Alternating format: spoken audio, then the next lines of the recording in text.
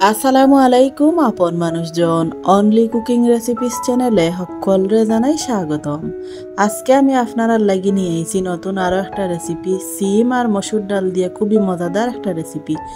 এই রেসিপিটা যদি আপনারা বাসাত বানাই তাইলে কষা মাংস রাখিয়ে এই রেসিপিটা দিয়েও শুধু ভাত খাইবা। দুপুরে গরম গরম যদি রেসিপিটা থাকে তাইলে আর কিছু লাগতো না। আমিও খুব সহজে বানাইয়া আপনারা লাগি শেয়ার করছি। প্রথমে আমি নিছি কেন কিছুটা সিম আর নিছি 1 কাপ মসুর ডাল।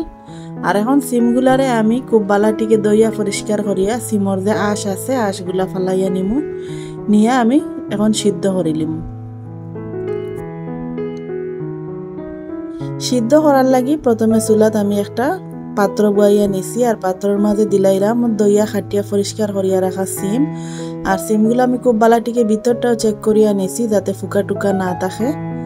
এখন সবগুলা সিম আমি পাত্রের মাঝে দিলাইরাম আর দিলাইরাম কিছুটা পরিমাণ মতো পানি যাতে সিমগুলা খুব বালাটিকে সিদ্ধ হয় ও পরিমাণে।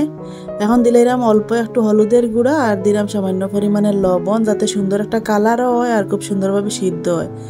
এখন নাড়াচাড়া করিয়া দিয়া ডাকনা দি ডাকিয়ে আমি সিদ্ধ হওয়া পর্যন্ত সিদ্ধ করিয়া নেমু সিমগুলারে। অন্যবাদে আমি এই রেসিপিটা বানাইবার লাগি নিছি মসুরের ডাল আর এই মসুরের ডালগুলারে আমি আগে থেকে 10 মিনিট আগে থেকে ভিজাইয়া রাখছি। এখন খুব বালাটিকে দইয়া পরিষ্কার করিয়া ব্লেন্ডার জারও আমি ব্লেন্ড করিয়া নিমু।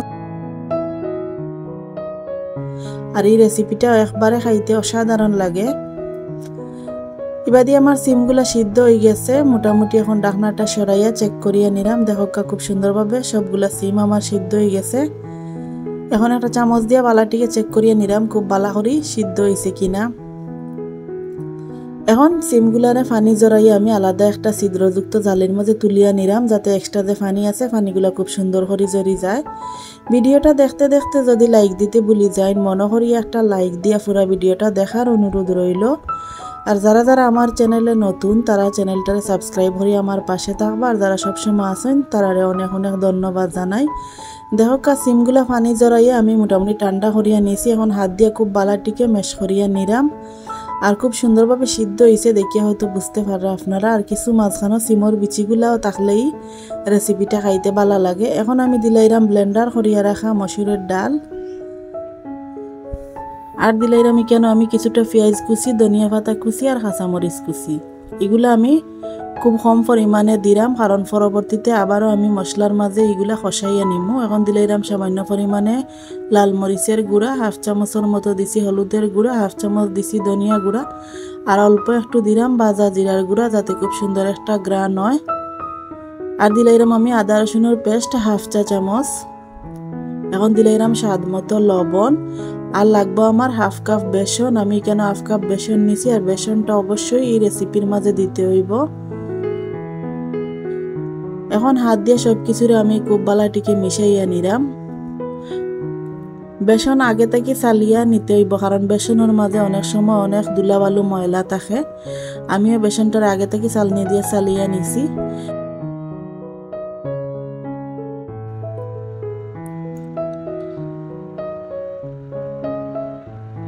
দেহকা মেশ করা আমার হয়ে গেছে। এখন আমি এইগুলা দিয়া ছোট ছোট ওলাখান পাতলা পাতলা বড়া বা পাকোড়া বানাইয়া নিমু। প্রথমে ওলাখান করিয়া আমি সবগুলা বাজিয়ে নিমু তেল বাজার লাগি। এখন আমার চুলার কাছে যাইতে হইব, এর কারণে আমি আগে থেকে চুলাত একটা প্যান বইয়া নিছি আর প্যানটা কিছুটা গরম হয়ে আইলে দিলাইরাম 1/2 কাপ সয়াবিন তেল।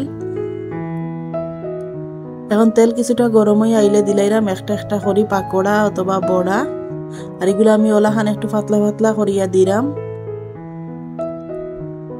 যতগুলা প্যানের মাঝে ধরে আমি প্রথমে অতগুলা বাজিয়া নিমু।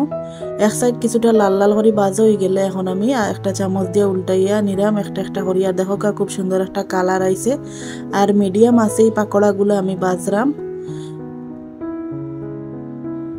এই রেসিপিটা খাইতে অনেক ভালো লাগে আর অনেক সহজে বানানিও যায়। আর শীতর সিজন আইলে অনেক ধরনের সবজি পাওয়া যায়। সিম দিয়ে আপনারা এই রেসিপিটা একবার ওলাখান বাসাত বানাইয়া খাইয়া দেখুন যেন এর স্বাদ কোনো সময় ভুলতো না, অনেক বেশি মজার হয়।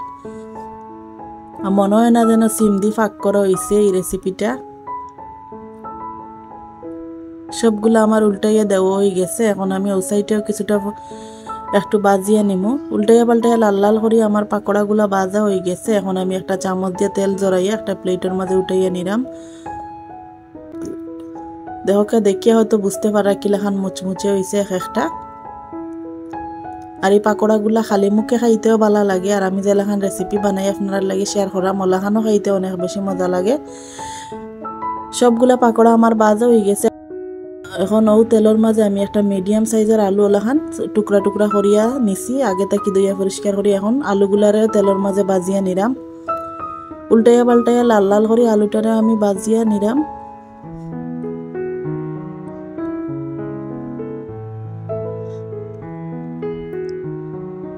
দেখো আলু আমার লাল লাল করে ভাজা হয়ে গেছে। এখন আমি আলুগুলারেও তুলি আলাদা একটা বাটির মাঝে উঠাইয়া নিলাম।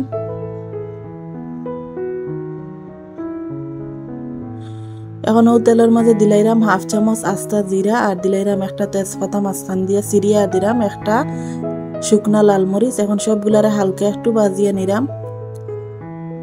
ভাজা হয়ে গেলে দিলাইরাম দুইটা মিডিয়াম সাইজের পেঁয়াজ কুচি দেওয়ার পরে আবারও নাড়াচাড়া করিয়া একটু বাজিয়ে নিলাম।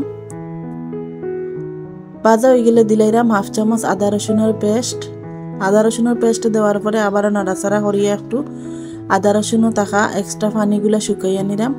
এখন মশলাগুলা যাতে না ফুড়ে এর কারণে আমি কেন কিছুটা পরিমাণ দিলাইছি পানি দেওয়ার পরে দিলাইরাম হাফ চামচ লাল মরিচের গুঁড়া, হাফ চামচ ধনিয়া গুঁড়া, হাফ চামচের মতো দিলাইছি হলুদের গুঁড়া, আর হাফ চামচ গরম মশলার গুঁড়া, আর স্বাদ মতো লবণ। এখন সব কিছুরে খুব বালাটিকে একটু কষাইয়া নিতে হইব মশলাগুলা।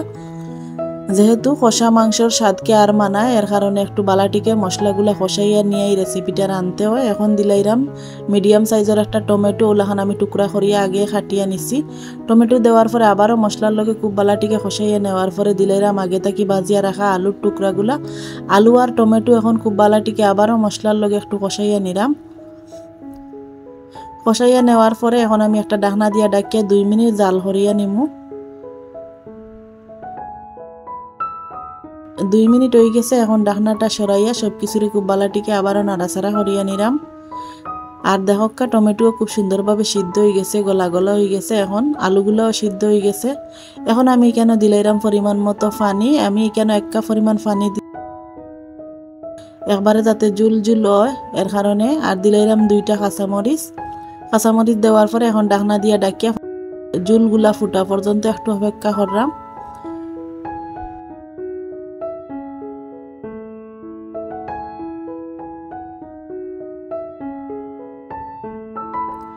এখন আমি 3 থেকে 4 মিনিট পরে ঢাকনাটা সরাইয়া দিলাইরাম আগে থেকে বাজিয়া রাখা বড়া অথবা পাকোড়া দেওয়ার পরে এখন একটা চামচ দিয়া আলতোভাবে আমি নাড়াচাড়া করি একটু মিশাইয়া নিলাম। আর এখানে আমি কোনো ধরনের পানি ব্যবহার করতাম না, ও পানি দিয়া পুরা এই রেসিপির জুল হইব।